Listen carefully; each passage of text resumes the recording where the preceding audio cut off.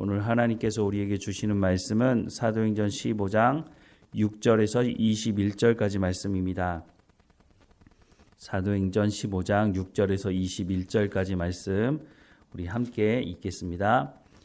사도와 장로들이 이 일을 의논하러 모여 많은 변론이 있은 후에 베드로가 일어나 말하되 형제들아 너희도 알거니와 하나님이 이방인들로 내 입에서 복음의 말씀을 들어 믿게 하시려고 오래전부터 너희 가운데서 나를 택하시고 또 마음을 아시는 하나님이 우리에게와 같이 그들에게도 성령을 주어 증언하시고 믿음으로 그들의 마음을 깨끗이 하사 그들이나 우리나 차별하지 아니하셨느니라. 그런데 지금 너희가 어찌하여 하나님을 시험하여 우리 조상과 우리도 능히 매지 못하던 멍에를 제자들의 목에 두려느냐. 그러나 우리는 그들이 우리와 동일하게 주 예수의 은혜로 구원받은 줄을 믿노라 하니라. 온 무리가 가만히 있어 바나바와 바울이 하나님께서 자기들로 말미암아 이방인 중에서 행하신 표적과 기사에 관하여 말하는 것을 듣더니 말을 마침에 야고보가 대답하여 이르되 형제들아 내 말을 들으라.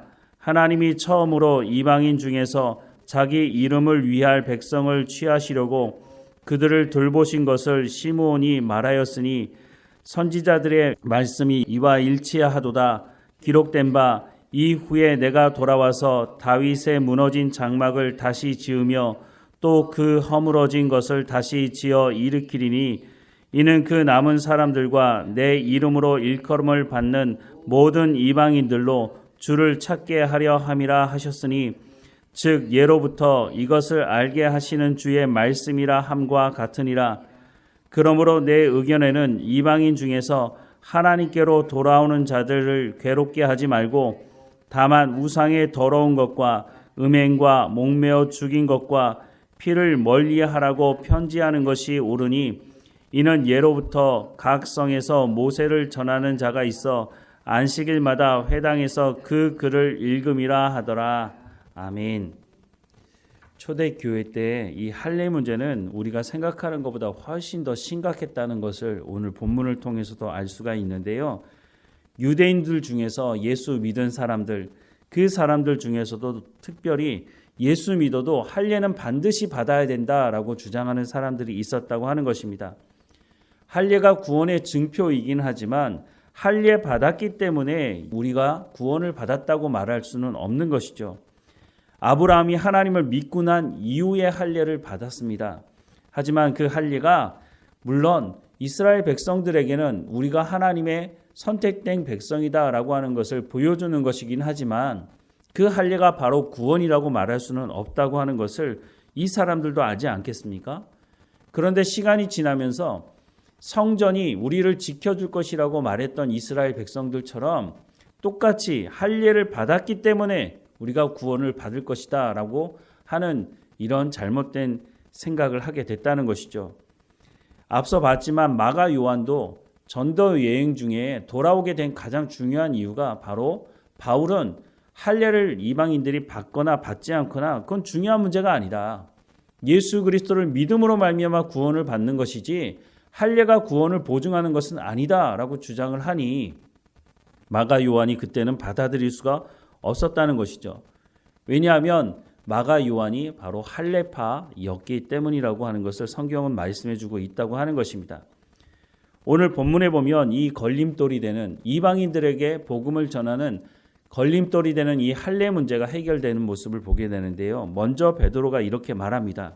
6절부터 말씀을 보면 사도와 장로들이 이 일을 의논하러 모여 많은 변론이 있은 후에 베드로가 일어나 말하되 형제들아 너희도 알거니와 하나님이 이방인들로 내 입에서 복음의 말씀을 들어 믿게 하시려고 오래전부터 너희 가운데서 나를 택하시고 또 마음을 아시는 하나님이 우리에게와 같이 그들에게도 성령을 주어 증언하시고 믿음으로 그들의 마음을 깨끗이 하사 그들이나 우리나 차별하지 아니하셨느니라. 그런데 지금 너희가 어찌하여 하나님을 시험하여 우리 조상과 우리도 능히 매지 못하던 멍에를 제자들의 목에 두려느냐. 그러나 우리는 그들이 우리와 동일하게 주 예수의 은혜로 구원받는 줄을 믿노라 하니라 라고 말씀을 하고 있습니다. 베드로는 이미 앞서서 고넬료라고 하는 이방인에게 가서 복음을 전했을 때 성령이 임하는 경험을 하지 않았습니까?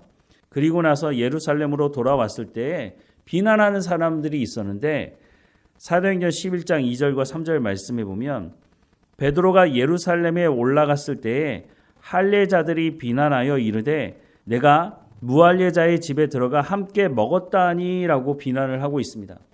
그런데 비난하는 사람을 일컬어서 이 사람들을 할례자들이라고 굳이 설명을 하고 있는 것은 앞으로 이 할례의 문제가 심각한 문제로 대두될 것을 미리 알고 말씀을 하는 것으로 보여집니다.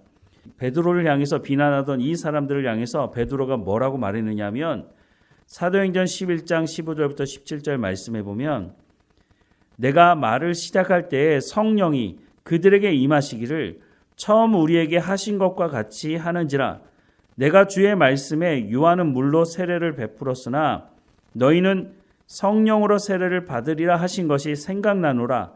그런즉 하나님이 우리가 주 예수 그리스도를 믿을 때에 주신 것과 같은 선물을 그들에게도 주셨으니 내가 누구이기에 하나님을 능히 맡겠느냐 하더라라고 말하고 있습니다. 베드로가 체험을 하고 돌아와서 하는 말이 뭡니까? 내가 누구이기에 하나님을 맡겠느냐라고 말하고 있습니다. 하나님께서 성령을 부어주시는데 그 사람이 이방인이든지 아니면 유대인이든지 그것을 내가 어떻게 막을 수가 있겠느냐. 하나님이 행하시니 나도 순종할 수밖에 없지 않느냐라고 말하는 것이죠. 예수님도 승천하시면서 모든 민족에게 가서 복음을 전하라고 말씀하지 않았습니까? 여기서 모든 민족이라고 분명히 말하고 있는데 어디에 유대인들에게만 복음을 전하라고 말하고 있습니까? 하나님께서 아브라함을 부르실 때도 뭐라고 말씀하셨습니까? 모든 족속이 너로 말미암아 복을 얻을 것이라 라고 말씀하고 있습니다. 분명히 하나님도 모든 족속이라고 말하고 있습니다. 이스라엘 백성들만 구원하시겠다고 말하신 적이 없다고 하는 것입니다. 그런데 할레파 사람들은 뭐라고 말하고 있습니까? 아니라는 거죠. 물론 이방인들에게 그런 일들이 있었다. 그건 받아들이겠다. 하지만 그들도 할례를 받아야 된다. 끝까지 주장을 한 것이었다고 하는 것입니다. 하나님의 말씀을 제대로 깨닫지 못하면 어떤 일이 벌어지는지를 말씀해주고 있는 것입니다.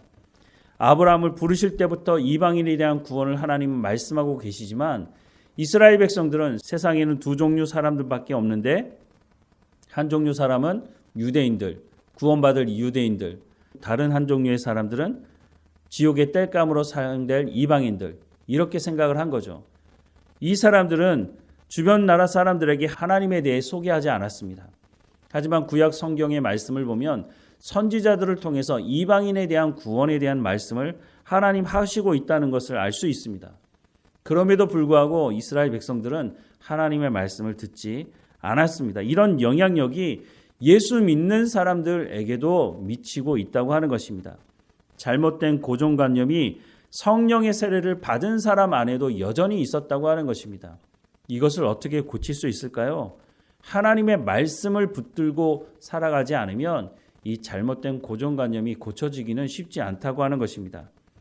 이때 중요한 역할을 해야 되는 사람들이 바로 지도자들입니다. 하나님의 말씀을 제대로 깨닫고 전해야 하는 그 사람들이 하나님의 말씀을 제대로 전해야 하는 것이죠. 베드로가 앞서 이미 말하고 있지만 베드로를 이어서 야고보가 말을 시작하는데 여기서 말하는 야고보는 예수님의 제자 야고보가 아니고 이 야고보는 이미 순교하지 않았습니까? 여기서 말하는 야고보는 예수님의 동생 야고보를 말합니다. 처음에 예수님께서 사역하실 때 이 동생들이 찾아와서 예수님이 미친 것 아니냐고 그렇게 말했던 그 사람들 아닙니까? 그런데 예수님이 부활하시고 나서 이들이 완전히 변화되어서 예루살렘에 중요한 역할을 하는 지도자로 서게 됩니다. 이 야고보가 말을 하는데 13절 이하의 말씀에 보면 말을 마침에 야고보가 대답하여 이르되 형제들아 내 말을 들으라. 하나님이 처음으로 이방인 중에서 자기 이름을 위할 백성을 취하시려고 그들을 돌보신 것을 시므온이 말하였으니 여기서 말하는 시므온은 베드로를 말합니다. 선지자들의 말씀이 이와 일치하도다. 기록된 바 이후에 내가 돌아와서 다윗의 무너진 장막을 다시 지으며 또 그 허물어진 것을 다시 지어 일으키리니 이는 그 남은 사람들과 내 이름으로 일컬음을 받는 모든 이방인들로 주를 찾게 하려 함이라 하셨으니 즉 예로부터 이것을 알게 하시는 주의 말씀이라 함과 같으니라. 그러므로 내 의견에는 이방인 중에서 하나님께로 돌아오는 자들을 괴롭게 하지 말고 다만 우상의 더러운 것과 음행과 목매어 죽인 것과 피를 멀리하라고 편지하는 것이 옳으니 이는 예로부터 각 성에서 모세를 전하는 자가 있어 안식일마다 회당에서 그 글을 읽음이라 하더라 라고 말씀을 하고 있습니다. 이렇게 해서 할례의 문제는 일단락 짓게 됩니다. 로마서 2장 29절 말씀해 보면 오직 이면적 유대인이 유대인이며 할례는 마음에 할지니 영에 있고 율법 조문에 있지 아니한 것이라. 그 칭찬이 사람에게서가 아니요 다만 하나님에게서니라 라고 말씀을 하고 있습니다. 할례를 어디에 하라고요? 몸에다 하는 것이 아니라 마음에 하라고 말씀하고 있습니다. 이 말은 하나님의 말씀을 듣고 순종함으로 삶의 현장에서 성령의 열매를 맺어가는 삶이 있어야 한다고 하는 것입니다. 아무리 우리가 할례를 받고 우리의 입으로 나는 구원받은 사람이라고 말한다 할지라도 우리가 하나님 말씀에 순종하며 성령의 열매를 맺지 않으면 유대인들이 하나님의 말씀에 순종하지 않음으로 말미암아 세상 사람들이 하나님을 모독하는 일이 있었던 것처럼 오늘 우리의 삶의 현장에서도 똑같은 일이 벌어질 수 있다고 하는 것입니다. 우리가 하나님 말씀을 듣고 순종하는 하나님의 백성다운 삶을 살아가지 않으면서 우리의 가족 중에 예수 믿지 않는 사람들, 우리의 이웃 중에 예수 믿지 않는 사람들을 과연 전도할 수 있을까요? 우리가 전하는 복음을 그들이 받아들일 수 있을까요? 우리가 복음을 전한다 할지라도 그 사람들이 뭐라고 말하겠습니까? 너나 잘 믿어라 라고 말을 하겠죠. 우리가 예수 믿고 먼저 구원받은 백성이라면 우리가 하나님의 말씀에 순종함으로 말미암아 즉 마음의 할례를 통해서 우리의 삶 가운데 성령의 열매를 맺어가는 삶이 있어야 한다고 하는 것입니다. 하지만 우리 가운데 잘못된 관념, 잘못된 전통, 잘못된 생각을 여전히 가지고 있다면 그 생각이 우리의 손과 발을 통해서 우리의 말을 통해서 우리의 삶을 통해서 드러나게 될 것이고 그것을 보는 사람들, 우리의 가족들, 우리의 이웃들이 우리를 향해서 예수 믿는 사람은 저렇게 살아가는 것 아닌가? 라고 하는 비난을 받게 될 수가 있다고 하는 것이죠. 예루살렘 교회가 중요한 결단을 내리고 있습니다. 여기서 아니야 그래도 할례는 받아야 돼 이렇게 결정을 했다면 이방인들에게 복음을 전하는 속도가 상당히 느려질 수밖에 없었을 것입니다. 복음을 증거하는 가장 중요한 핵심이 뭐라고 말씀하고 있습니까? 생명을 살리는 것이라고 말하고 있습니다. 오늘 본문에 보면 예루살렘 교회가 결정한 중요한 것 중에 하나가 우상의 더러운 것, 즉 우상에게 바쳐진 제물로 드려진 고기는 먹지 말라라는 결정을 했습니다. 하지만 이 문제도 사도 바울이 복음을 전하면서 이거는 큰 문제가 되지 않는다라고 말하고 있습니다. 그 이유를 분명히 고린도 전서에서 말을 하고 있죠.